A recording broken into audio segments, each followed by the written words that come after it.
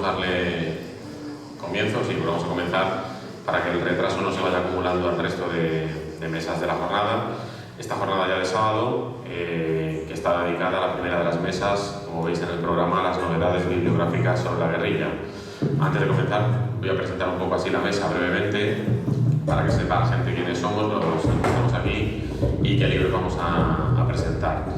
En primer lugar, agradecer a la Gavilla Verde y a toda la organización, al Ayuntamiento de Santa Cruz de Moya, la posibilidad de volver a estar aquí en estas jornadas, 24 jornadas ya, con pandemia mediante, ¿verdad? Y agradecer el esfuerzo de la organización por seguir poniendo en pie este hueco, ¿verdad? De España, ¿verdad? De la historia de la guerrilla antifranquista, que a pesar de los pesares, pues sigue siendo todavía una de las partes menos conocidas de nuestra historiografía y de la historia reciente de España. Y no hay más que ir a algunos institutos o en las propias universidades para saber que todavía pues, se sigue desconociendo mucho de esta parte tan interesante y tan importante de nuestra historia. Tengo a mi lado, a mi derecha, a los dos primeros presentadores del libro, ¿verdad? Yo me voy a quedar para el final, para no pecar, digamos, de pesado, siendo también el que coordina y presenta la mesa y además también presenta el libro. Y en primer lugar va a presentar su libro Elena Solanas, libro sobre Florencio Pla, alias La Pastora. Un libro que es muy interesante. Yo preparando esta mesa he estado leyendo algunas de las entrevistas que ha hecho la autora en referencia a este personaje, las motivaciones muy personales que le han llevado a investigar y a escribir este libro. Y que además es un guerrillero muy particular, porque en otros, ya lo voy a contar con más profusión, aparece como Teresa, ¿verdad? Y es una de las peculiaridades que acompaña a Florencio, es el de su presunto hermafroditismo, o lo que ahora llamaríamos intersexualidad, ¿verdad? Y que es también una de las partes por las que también ha pasado a la historia. Ella es la sobrina nieta, si no me equivoco también, porque era el hermano de su abuela, entonces es la sobrina nieta, es una descendiente directa, y ha dedicado bastantes años a bucear en la historia de este pariente, de este guerrillero, para intentar arrojar un poquito de luz y sobre todo para hacer justicia y reparación y dignidad, que es lo que tanta falta les hacen a estos protagonistas de este periodo de la historia que se dejaron la piel y la vida de manera literal. Y ahí sí que hay que, esto que usan mucho los jóvenes de literalmente, aquí sí que literalmente se dejaron el pellejo. Y hay que devolverles, aunque sea con la memoria, un poquito de esa dignidad y de esa justicia, aunque sea tantos años después. Así que sin más, le cedo la palabra a Elena Solanas para que pueda hablar de esta última obra.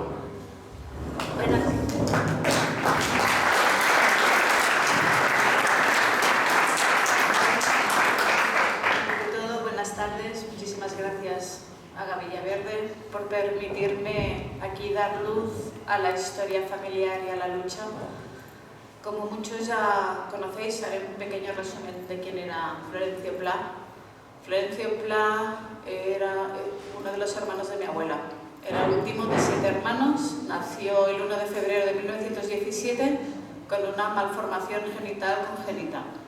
En ese momento no se encontraron de que no sabían si era chico, si era chica, cómo encauzar, teniendo en cuenta que en esa época había, pues, mis bisabuelos eran analfabetos, no había ahora toda la comunicación y todo lo que sabemos.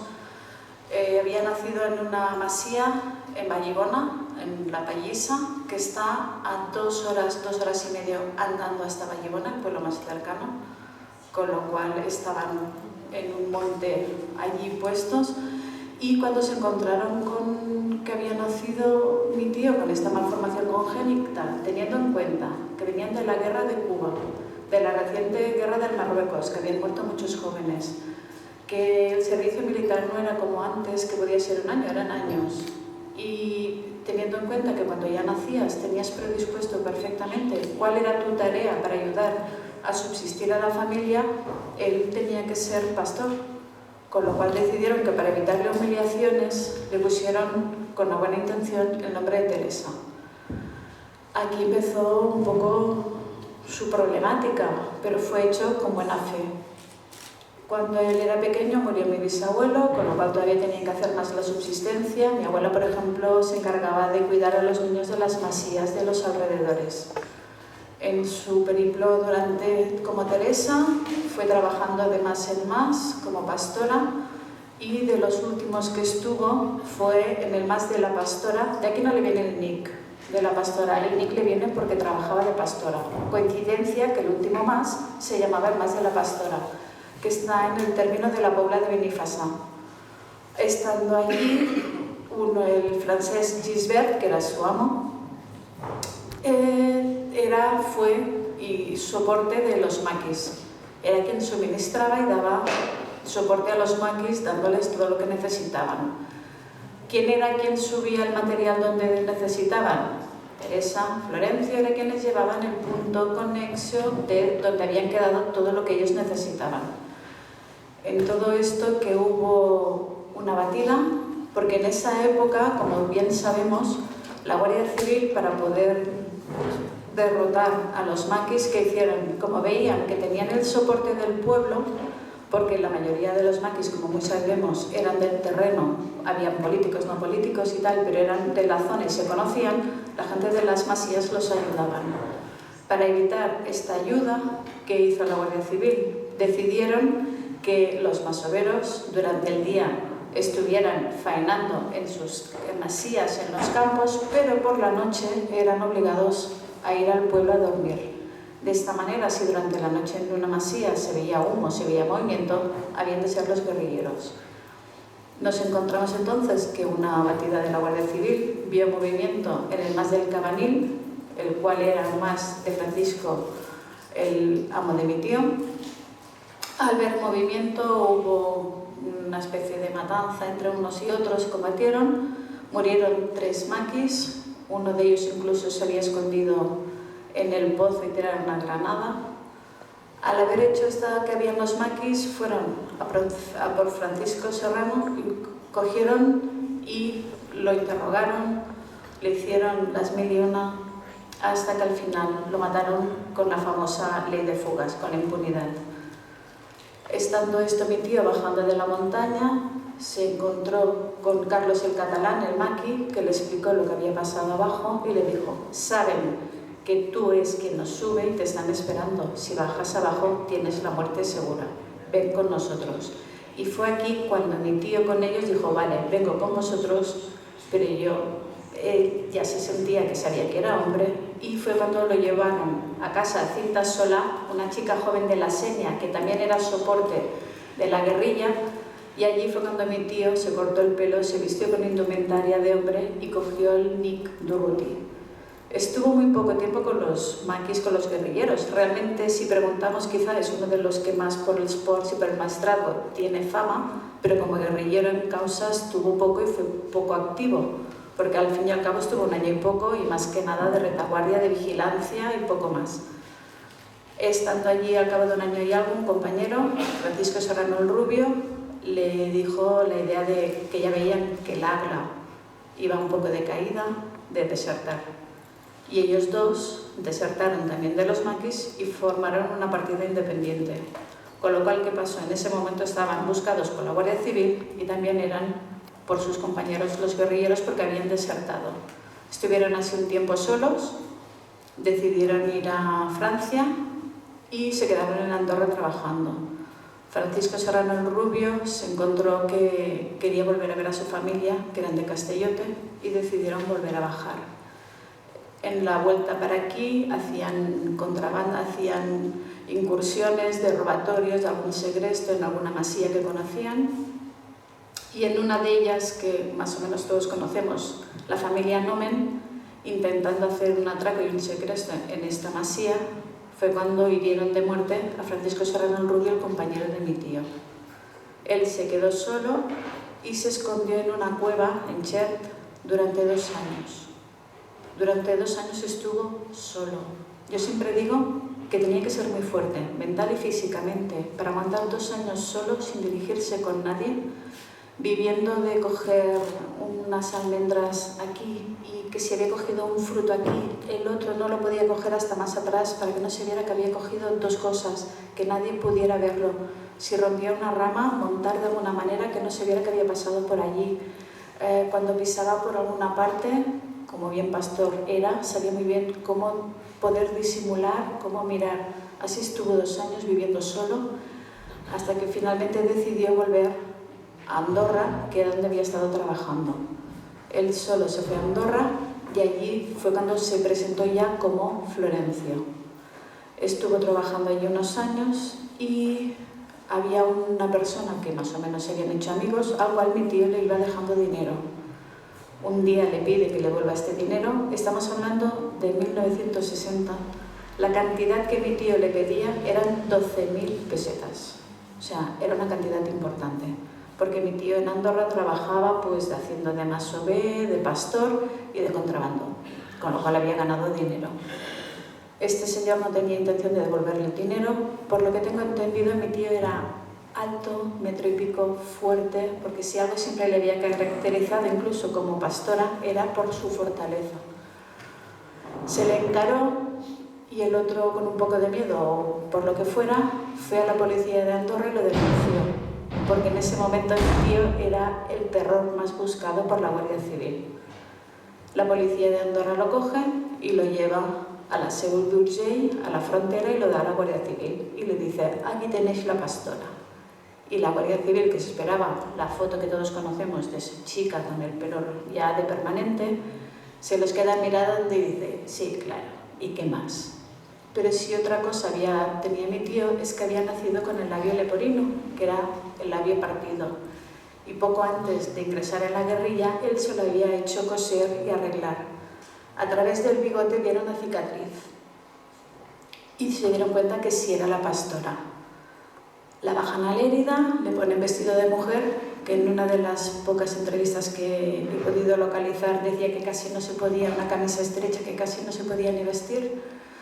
Lo llevan para Tarragona a hacerle juicios. Un juicio porque había causas de robatorios por la zona de Pauls, de Tortosa y la muerte del Nomen, y allí le imputan 2 penas de 25 años.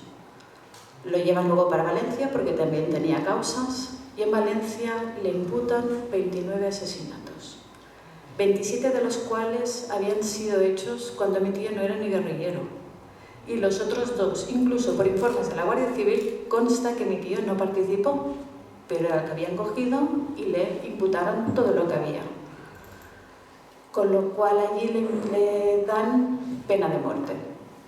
A los pocos días, una semana, 15 días, terminan por imputarles solo, digo solo porque no era pena de muerte, 30 años de cárcel. Con lo cual estuvo 17 años en la cárcel, empezó en Valencia y terminó en Santander. Y al final, por buena conducta y por amnistía del rey, mi tío fue liberado. Mientras estaba en la cárcel había hecho mucha amistad con un funcionario, el señor Vinuesa, porque se había dado cuenta el señor Vinuesa que ese no era el criminal y el logro que decían por todo el mundo, y terminaron haciendo muy buena amistad. Y al salir de la cárcel, mi tío fue a buscarlo a Valencia y el señor Vinuesa se le llevó a su casa y fue donde hasta que murió. Con lo cual impacta que un funcionario de presión se lleve a una persona a casa, confíe en él. Da mucho de ver que mi tío era buena persona y que el señor Vinuesa tenía un corazón grande. Eso es un poco el resumen de quién era mi tío. ¿Por qué el libro? Yo, por causas personales, en octubre del 2004, porque como os he dicho, mi abuela Vicenta Plame Segué era una de las hermanas, era la que tenía más contacto con mi tío. Y vino a vivir a Tarragona cuando yo tenía 4 años y murió el 29 de febrero del 92, cuando yo ya tenía 22 años. Y nunca había hablado nada. Yo siempre he sido muy inquieta, le preguntaba: ¿cuántos hermanos erais? Explícame cosas de pequeños, ¿qué comíais? Y siempre decía: fuera, no me molestes. Pero sí que es verdad que yo había oído en voz baja a mi madre y a mi tía decir algo de un hermano, del tío, de tal, de cual. Pero cuando lo mirabas, ¿sabéis como cuando estamos en el comedor hablando de cosas para nosotros serios y tenemos a los chavales al lado, que nos pensamos que no se enteran de nada? Y cuando los niños nos vieran decimos: ¡Shh! ¡Pasa! ¡Ves a jugar! Pues esto era lo que había pasado en casa. Por lo cual, por causas personales, quise saber quién era ese hermano que había oído a mi madre. Le pregunté y me dijo, sí, un hermano de tu abuela, un maqui guerrillero. Fue la primera vez que dije, ¿maqui? ¿Qué? ¿Guerrillero? No tenía conciencia de nada. Y empecé a buscar, porque nos habían dicho que ella había muerto. Porque mi madre y mi tía lo buscaron cuando, el año 80 y poco, cuando sabían que había salido a la cárcel. Mi madre es de Barrecastell, una pedanía de Ulldecona, de Tarragona, y uno del pueblo sabían que tenía posibilidad de conocimiento dónde estaba mi tío. Le dijeron que querían ir a verlo y le contestaron que mi tío les dijo, no me busquéis, estoy aquí, estoy bien, no me busquéis porque podéis tener repercusión, podéis padecer la represión, tranquilos. En esto que mi abuela estuvo 9 años muy mala con Alzheimer y cuando murió, como os he dicho, en 92, mi madre y mi tía volvieron a intentar ponerse en contacto con esta persona del pueblo de Barrecastell a ver si podían ver a mi tío. Y esta persona les contestó que mi tío ya había muerto, que hacía un par o 3 de años que había muerto, calculamos que sobre el 89-90, y le dice, ¿y dónde está enterrado? Ay, deja estar, ¿dónde está enterrado? No, a ver, para poder llevar flores o algo, porque no lo hemos podido volver a ver. Deja estar, los muertos, muertos están. Por eso yo cuando en el 2004 empiezo a buscar por internet, busco y miro, lo primero que encuentro es todo lo que sabemos de la prensa amarilla, todo lo que habían dicho, todas las barbaridades. Aún así quise saber quién era este hermano tan monstruoso que había hecho y que había hecho el hermano de mi abuela, mi tío. Y al poco tiempo, cuando digo poco tiempo, puede ser 1 año, 2 años, me entero de que si nos habían dicho que mi tío había muerto en el año 89-90, había muerto el 1 de enero del 2004, el mismo año que yo lo había empezado a buscar. Entonces ya no quería saber quién era el hermano de mi abuela, sino que aquí me entró un dolor, como muchas familias entenderéis, me habían robado mi historia. Me hizo mucho daño, es como si me hubieran arrancado el corazón, porque no me habían permitido conocer a mi tío, porque yo no lo podía ver. Mi hijo pequeño es del 2001 y no lo había conocido, nadie lo habíamos conocido. La última persona era mi madre con 10 años. Aquí me di cuenta de que hay muchos silencios, que hay muchas historias tapadas, que no nos dejan conocer, y quise saber el porqué, qué había detrás. Y aquí es cuando yo empecé la batalla. Ya era una batalla a sangre. Si yo siempre digo que me llamo Elena guerrillera por mi tío, a partir de aquí fue guerrillera por descubrir la historia.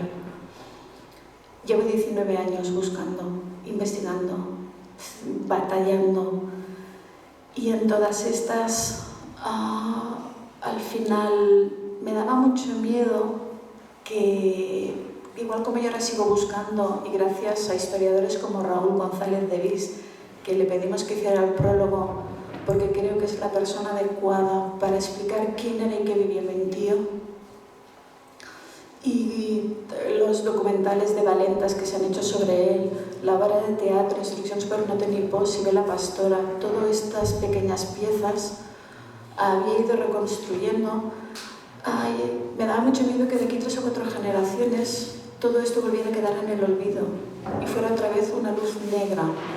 Con lo cual decidí dejar testimonio a la familia y empecé a escribir. Lo que en un principio era una hoja o 2, terminó con 12 o 15.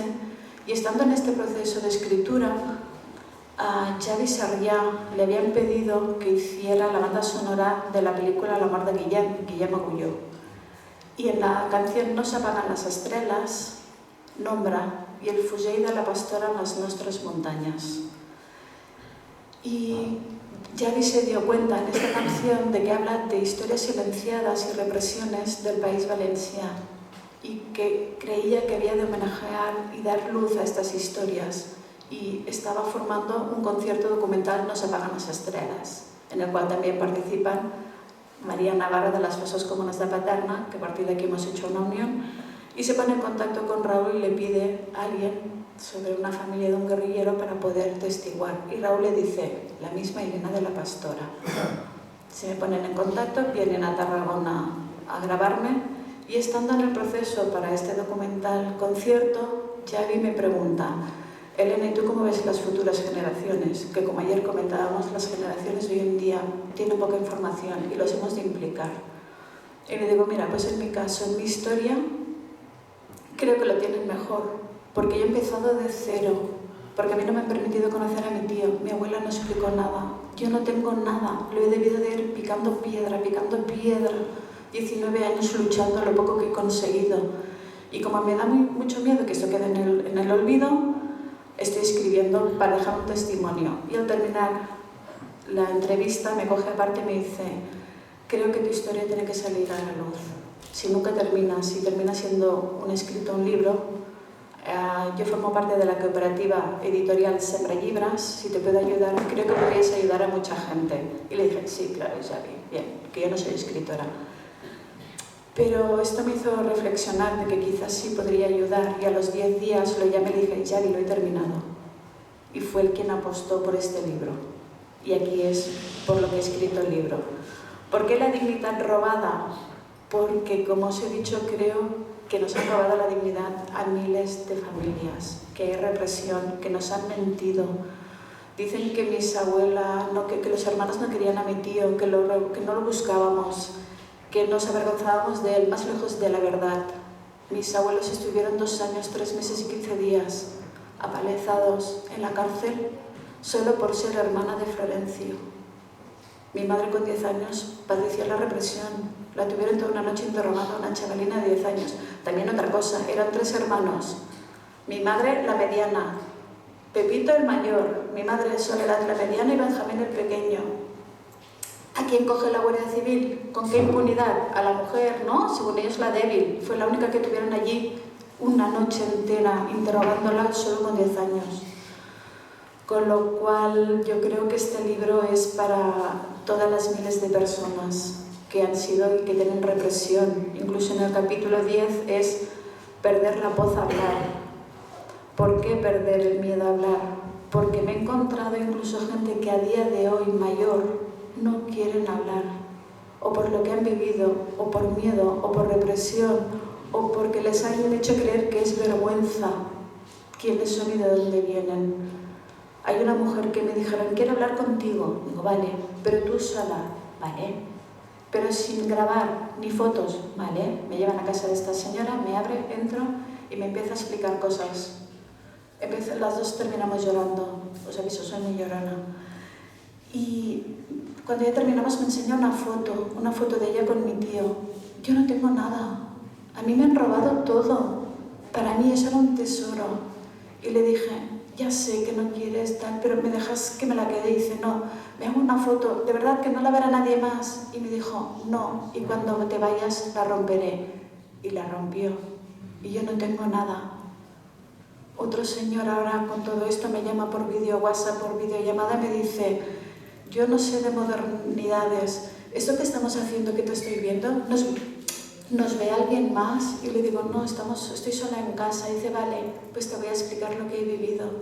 Dice: no lo saben ni mis hijos, ni mis hermanos, nadie. Y terminamos hablando. Y me dice: me gustaría conocerte. Y como los que pocos sabéis que me podéis conocer, sabéis que cuando me dicen algo yo voy, me muevo, le digo: encantada, cuando quieras, ¿cuándo vengo? Y dice: ya me pondré en contacto. Vale, cuando usted me diga, pero vamos a hacer que nos encontramos por casualidad en la calle, ¿vale? Tú y yo no hemos hablado, ¿eh? Y esto me estoy encontrando, me están enviando cartas, gente que me dice: le he leído tu libro a mi suegra y ha llorado. Y le digo: ¿por qué llora? Dice: porque no sabéis lo que hemos vivido. Dice, y le pregunté: dígamelo. Y dice: no puedo, me hace daño. Lee el libro y sabrás lo que he vivido. O sea, este libro ayuda a dar voz. En las historias he deducido que hay tres partes. La primera, los que lo han vivido, mi abuela, mi tío, los que han vivido lo que les han hecho creer que son perdedores, que no se merecen nada, que por miedo, por represión no abras la boca, nunca han hablado. La segunda generación, mi madre, mi tía, que sí pero no. Y la tercera generación, nosotros, que gracias a estas señoras no tenemos miedo, somos libres y somos los que estamos levantando y luchando. Entonces, este libro, aparte del prólogo, como os he comentado, que explica la historia de mi tío, los otros capítulos, que es lo que yo he leído, lo que yo he escrito, es mi alma. Aquí explico mis 19 años. Explico que aunque hay lucha, que aunque hay silencios, hay esperanza de poder batallar que hemos de estar orgullosos de quienes somos. Yo para esto soy mucho de sentimientos, de metáforas, de detalles. Me hice hacer esta pulsera especial que solo la llevo para las presentaciones, que es una pieza de puzzle. Porque quien tengáis el libro y veáis, yo siempre os he dicho que me robaron verdad del corazón, que el día que me enteré que no había conocido a mi tío es como si me hubieran pegado un puñetazo. ¿Sabéis cuántos dan un puñetazo en el estómago que os duele y que os quedan sin poder respirar? Esto me pasó a mí, porque no entendía por qué me han privado de mi historia, qué hay detrás. Y cada vez que he conseguido algo, que he conocido a alguien, como aquí la Gavilla Verde, que me permitieron venir como hoy a vosotros, todo esto, alguien que me explica algo aunque sea de sus familiares, no tiene por qué ser de mi tío, que se atrevan a dar voz, para mí es una pieza de puzzle de la libertad. Esta, Sembrallibras, la editorial, quien poco la conozca, todas las portadas son diseño. Aquí Javi Sarriá, Mercè y Sam entendieron lo que yo necesitaba, empatizaron y me ayudaron, me dijeron a por todas, y es la primera vez que hay fotos. Este es Florencio Pla. ¿Por qué? Porque él era Florencio, por favor. Ni Teresa, ni Teresón, ni el hombre del saco, ni la mujer cruel, ni en Vinaroz que cantaban ir a dormir, que vendrá la pastora y se os llevará, como si fuera el hombre del saco, el monstruo. ¿Pero qué monstruo, por Dios? Si bastante había sufrido él, si era una persona, un superviviente. Este es Florencio, mi tío. Quien tenga el libro y lo vea, no es una foto nítida, está como pixelada, porque son las pequeñas piezas de puzzle con las cuales yo he podido tapar este agujero y reconstruir mi historia. Estos dos abueletes de aquí al lado son mis abuelos, Vicenta Plames Segué y mi abuelo, con lo cual les hicieron creer que eran una mierda. Y los tuvieron 3 años en la cárcel. A mi abuela se la llevaron enferma, que estaba en la cama, y se la llevaron con el colchón y la palizaron solo por ser hermana de Florencio. Estas dos mujeres de aquí abajo son a quien yo les dedico el libro, a mi madre, a mi tía, porque con toda su educación me han educado a ser libre, a no tener miedo, a ser luchadora, a ser guerrillera hasta la muerte, porque voy a dar luz a las miles de historias silenciadas. El libro de familia de mis abuelos, La Pallisa, el más donde nacieron, Vallibona, mi pueblo, al que me habían dicho que no fuera, que no me quisieran. Mentira, no me vieron con los brazos abiertos. Allí he montado la asociación Amigos de Florencio Plames Segué, donde nuestra lucha es dar voz a las miles de historias silenciadas. Cada año hacemos una jornada para poder dar voz a algún tema que esté silenciado, donde le hemos conseguido poner en Vallibona, mi tío tiene su calle, Paseo de Florencio Plames Segué, con todo orgullo. Y esta es mi pieza de puzzle. Como ayer dijeron no me acuerdo ahora, perdonad, el libro de ayer que decían que a los jóvenes les hemos de dar esta historia, la han de conocer. Mis hijos, que desde muy pequeños veían que su madre batallaba y buscaba, decían: mamá, otra vez tu tío, qué pesada. Pues ahora, con todo esto, se sienten orgullosos de su madre, de la lucha. Están explicando a sus amigos cuál es la historia, incluso se han querido saber quién era mi padre, que hace 26 años que murió, porque han entendido que lo importante es que nos sintamos orgullosos de nuestro antepasado, de nuestra historia. Sin ellos yo no soy nadie. Soy Elena. ¿Quién es Elena? Nadie. Gracias a ellos yo soy lo que soy ahora. Y mis hijos están batallando y han empezado también esta guerra, esta guerrilla por la libertad y por la historia. Con lo cual esta es la pieza. Por fin yo como Elena he podido hacer una pieza del puzzle de la historia. Esta es mi pieza. Por primera vez hay un libro que dice la verdad sobre mi tío, ni mentiras, ni ogro, ni nada. Y de la historia de la familia. Y esta es la pieza que yo puedo dar. Y a los que yo firmo el libro, os he puesto, que os he dicho que lo explicaría ahora, un sello con la pieza de puzzle. Todos aquellos que tenéis el libro tenéis esta pieza de puzzle, porque vosotros sois parte importante de esta pieza de la libertad y de la historia, y seguiremos luchando. Gracias.